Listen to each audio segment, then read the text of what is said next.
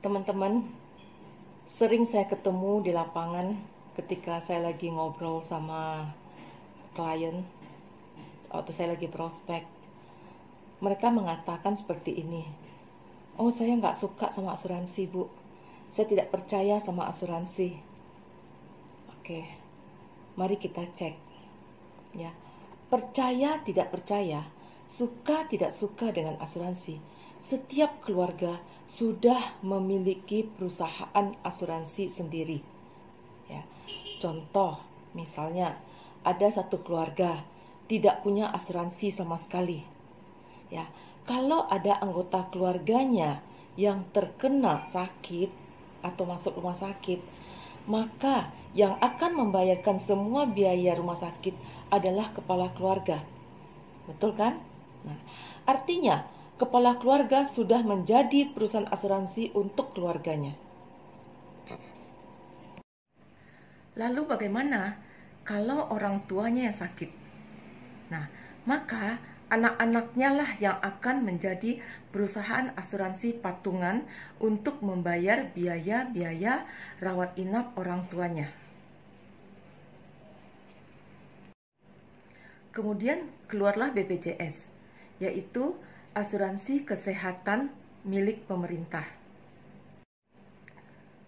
Karena selama ini mereka merasakan bahwa biaya pengobatan itu mahal dan menjadi beban bagi mereka. Ya, ada semacam kekhawatiran, kalau tiba-tiba saya sakit gimana? Kalau keluarga sakit gimana? Harus biaya pengobatan yang besar. Nah, makanya ketika BPJS keluar, mereka mendaftarlah menjadi peserta dari BPJS. Nah, ketika mereka menjadi peserta dari BPJS, berarti mereka sudah terdaftar sebagai anggota dan mereka harus membayar iuran sebagai anggota setiap bulannya. Berapa lama mereka harus membayar membayar iuran itu? Selamanya. Ya, selama mereka menginginkan perlindungan atau manfaat dari BPJS, maka mereka harus membayar iuran selamanya. Dengan menggunakan BPJS sudah membantu menyelesaikan satu masalah, yaitu rawat inap rumah sakit. Lalu, masih ada masalah lagi nggak?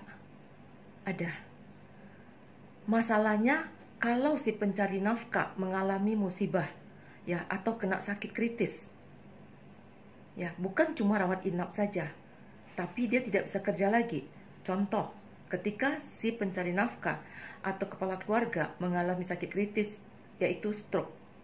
Ya, dalam kondisi stroke, si pencari nafkah tidak bisa bekerja lagi untuk mendapatkan uang.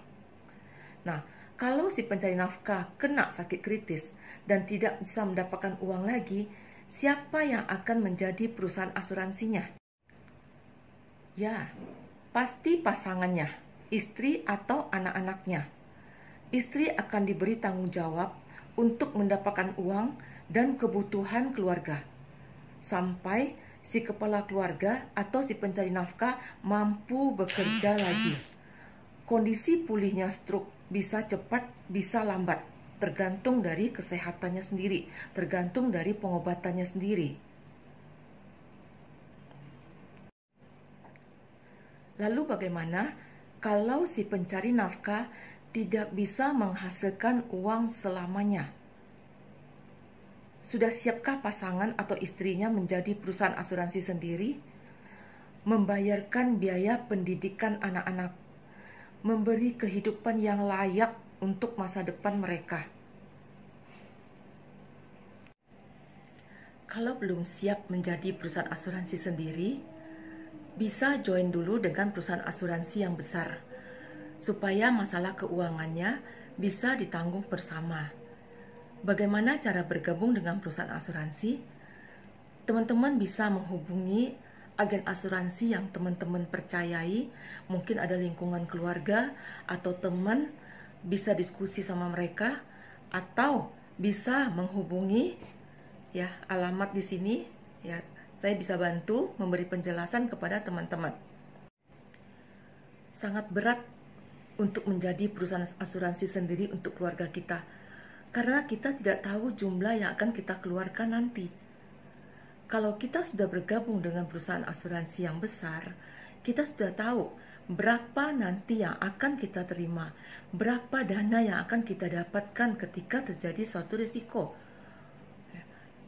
Sudah jelas, ya. Ini yang kita pentingkan adalah kepastian dalam hidup ini.